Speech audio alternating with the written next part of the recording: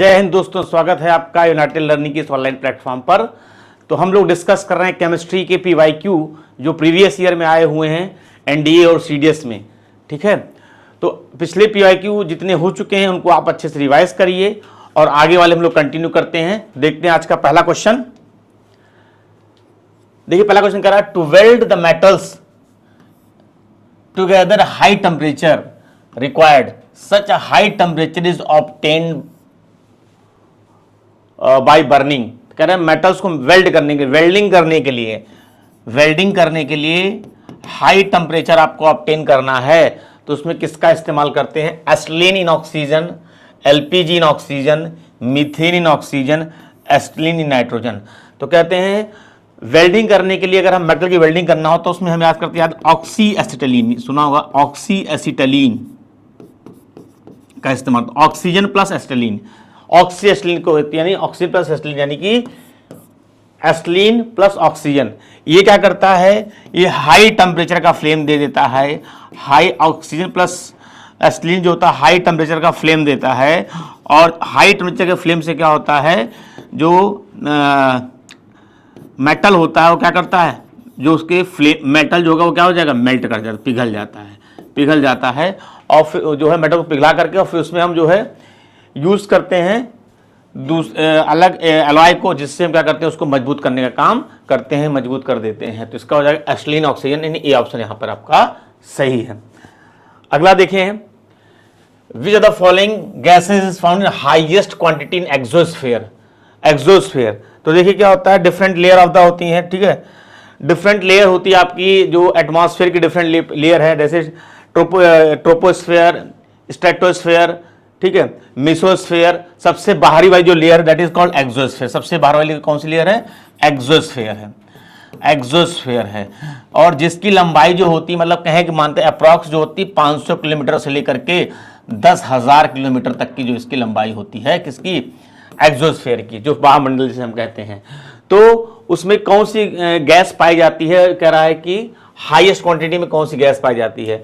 तो आपको यही पता होगा सोलर सिस्टम पहुंच जाते हैं, यानी नियरली आप सोलर सिस्टम पहुंच जाते हैं, और वहां पे जो गैस सबसे पहले पाई जाएगी दैट इज हाइड्रोजन, क्योंकि सबसे हल्की होती है।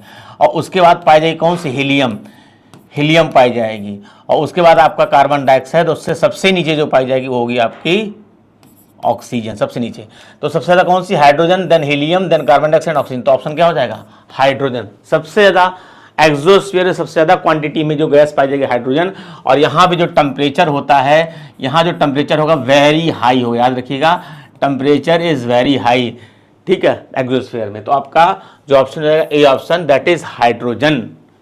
और सोलर सिस्टम में, इस ब्रह्मांड में पूछा जाए सबसे ज्यादा कौन सी गैस पाई जाती है, तो हाइड्रोजन यूनिवर्स में।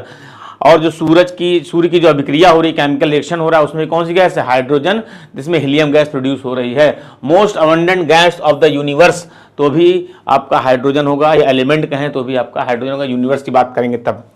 देखते हैं अगला क्वेश्चन, मैचिंग का है, ये मैच करना है, बताना है इसमें। तो लिथियम का इस्तेमाल हम लोग कहाँ करते हैं? बैटरी में करते हैं। सोडियम जो होता है, बहुत बार पूछा गया, सोडियम ये इलेक्ट्रिक सिग्नल ब्रेन तक पहुंचाने का काम करता है। कौन? सोडियम करता है। ठीक है, पोटेशियम क्या करता है?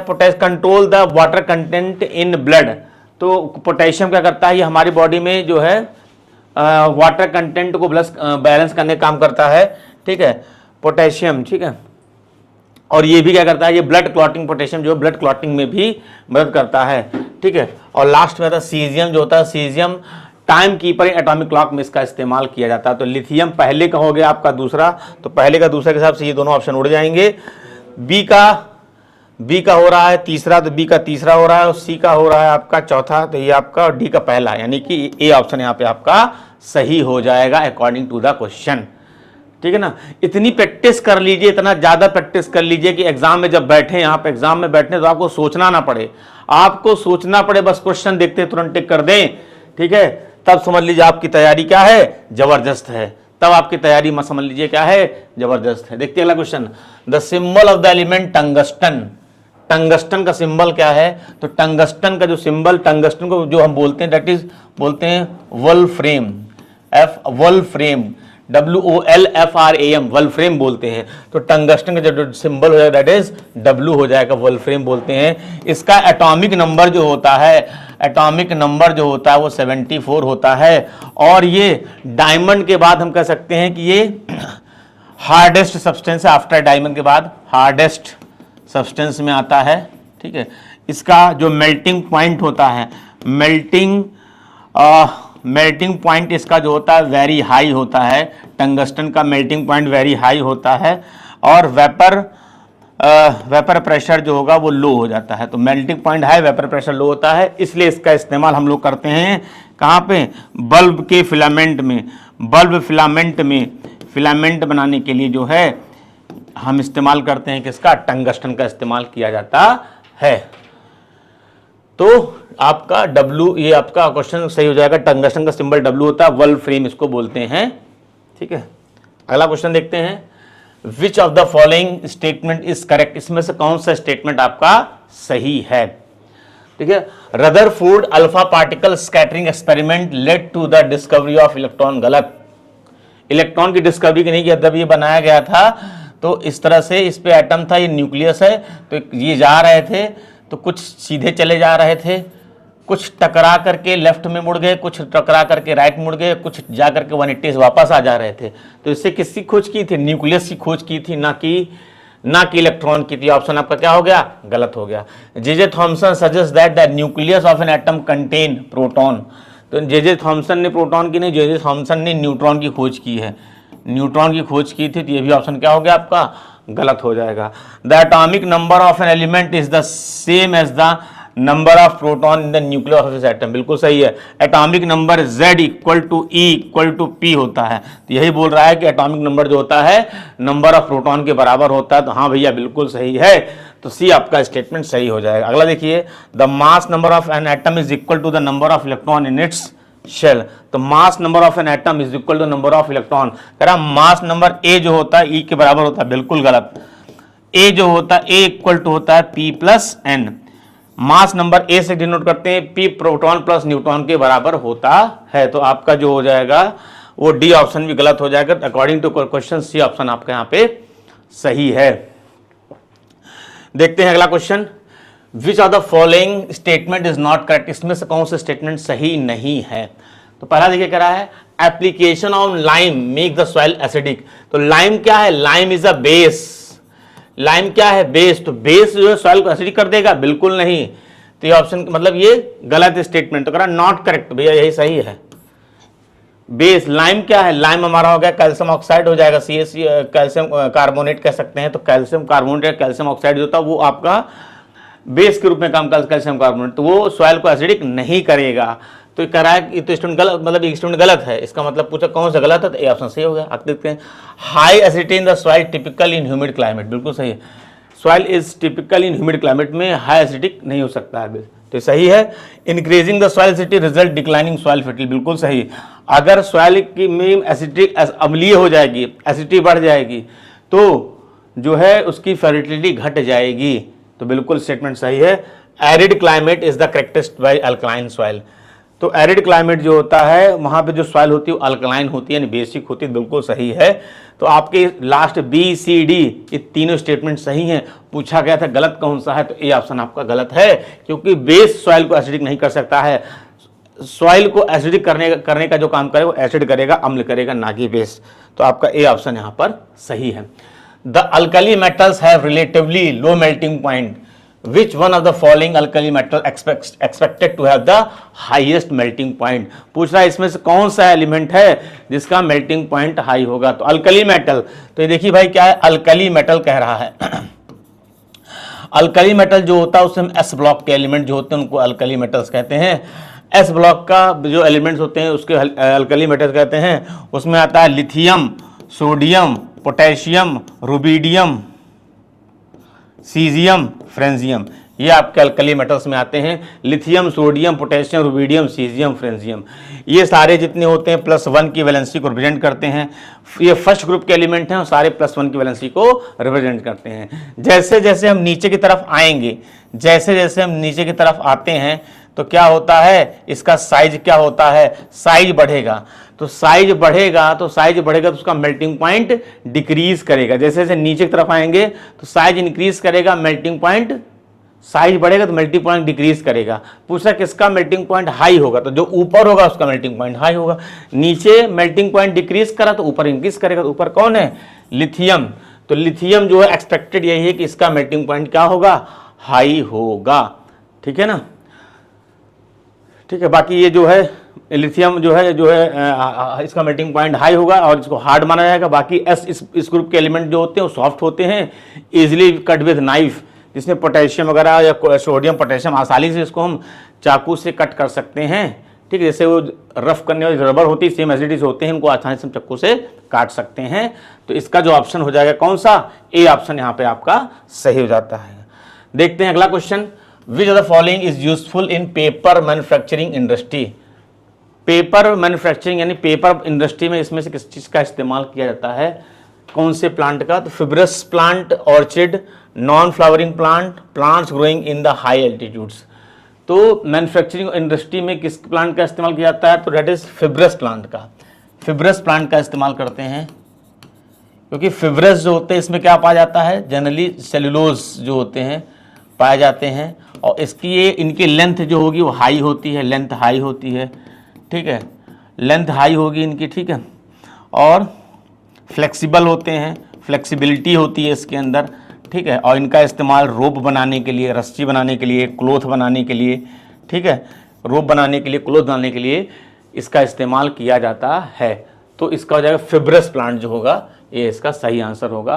पेपर मैन्युफैक्चरिंग के लिए, पेपर बनाने के लिए, जो है रोप बनाने के लिए, क्लोथ बनाने के लिए इसका इस्तेमाल करते हैं। पेपर भी आ जाएगा इसके अंदर। ठीक है, तो इसकी क्वालिटी होती है, इसकी लेंथ हाई होती है, फ्लेक्सिबिलिटी होती है, यूनिफॉर्मिटी होती है, इस वजह से इसका इस्तेमाल करते हैं।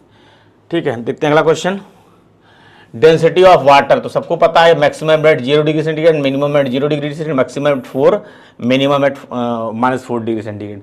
पूछा रहा है कि डेंसिटी इसकी मैक्सिमम वाटर क्या होती है, तो पता होता है डेंसिटी ऑफ वाटर जो होती है, ये पता है कि maximum at 4 degree centigrade maximum होती है।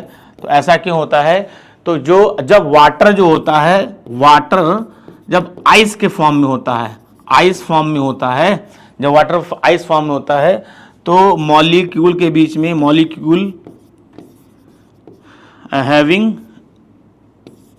हाई गैप, मॉलिक्यूल के बीच में हाई गैप होता है। और जब ये मेल्ट होता है, आइस जब क्या करेगी, मेल्ट करेगी और कन्वर्ट होगी किस फॉर्म में, मेल्ट होके कन्वर्टिंग इनटू वाटर के फॉर्म में कन्वर्ट होगी। तो जब वाटर के फॉर्म में कन्वर्ट होगी तो जो मॉलिक्यूल होंगे, मॉलिक्यूल कम क्लोज्ड, जो मॉलिक्यूल उसके होंगे वो बहुत पास आएंगे, क्लोज होते जाएंगे। और जब मॉलिक्यूल क्लोज होंगे, ठीक है, तो उसकी जो डेंसिटी हो जाएगी क्या, मॉलिक्यूल्स क्लोज होंगे, डेंसिटी क्या हो जाएगी, हाई होगी। और ऐसा कब होगा, दैट इज 4 डिग्री सेंटीग्रेड पर। तो ऐसा ऑप्शन में हो जाएगा आपका सी ऑप्शन सही हो जाएगा। तो वाटर की density minimum volume and maximum density at 4 degree centigrade होता है। क्यों, वाटर आइस के फॉर्म में जब होता है तो उसके मॉलिक्यूल्स के बीच में गैपिंग ज़्यादा होती है, और जब ये क्या करेगा, मेल्ट करेगा, जब ये मेल्ट करेगा तो क्या होगा, जो वाटर के मॉलिक्यूल्स होंगे वो क्लोज और पास आते जाएंगे, जिससे उसकी डेंसिटी हाई हो जाएगी। और इस वजह से वाटर की डेंसिटी 4 डिग्री सेंटीग्रेड क्या होती है, मैक्सिमम होती है। ठीक है, तो देखते हैं अगला question, the phosphorus is used in manufacturing of safety matches. ठीक है, फॉस्फोरस, किस फॉस्फोरस का इस्तेमाल करते हैं माचिस, सेफ्टी मैचेस बनाने के लिए कौन सी फॉस्फोरस का इस्तेमाल किया जाता है। The option is red phosphorus, black phosphorus, white phosphorus. ठीक है, स्कारलेट फॉस्फोरस किसका इस्तेमाल करते हैं। देखिए क्या होता है, तो अगर हम बात करते हैं रेड फॉस्फोरस की, तो रेड फॉस्फोरस, ठीक है, रेड फॉस्फोरस जो होता है,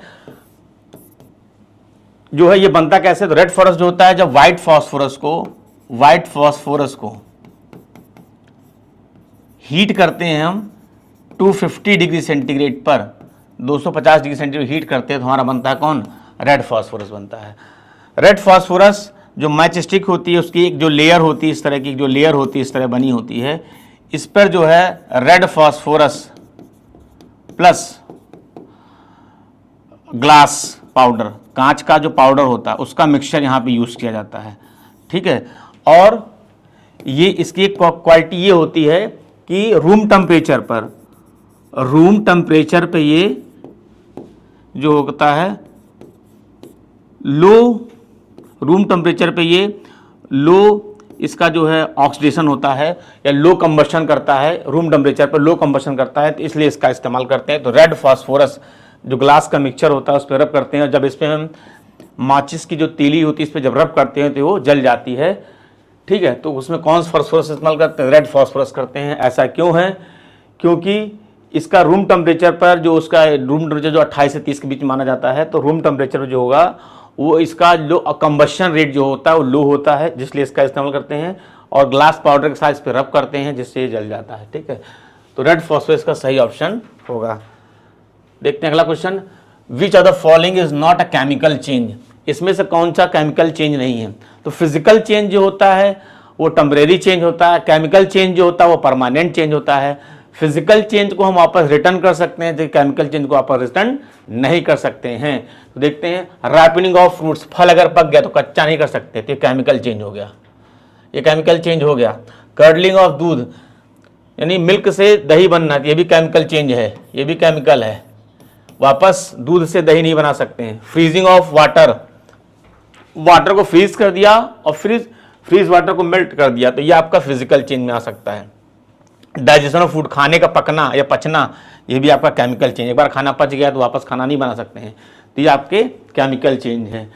तो इसमें जो सही ऑप्शन है दैट इज सी ऑप्शन सही होगा कि जो वाटर का फ्रीज होना है वो फिजिकल चेंज है। किसको? इसकी जो स्टेट होगी, स्टेट कन्वर्ट हो रहा है तो स्टेट को हम रिटर्न करते वापस अपने मेन स्टेट में वापस ला सकते हैं इसको, तो ये आपका फिजिकल चेंज के अंतर्गत आएगा,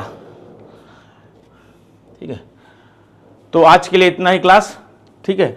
तो ये वीडियो का ये भी जो क्लास का सिर्फ ये मतलब है कि आप इतनी ज़बरदस्त तरीके से तैयारी करिए कि जब एग्जाम में आए तो आपको सोचना ना पड़े, कि आपको सोचना पड़े बस क्वेश्चन देखते आपको आंसर टिक करना है। ऐसी तैयारी अगर आपकी है तो सिलेक्शन आपका 100% है। आज के लिए जय हिंद क्लास।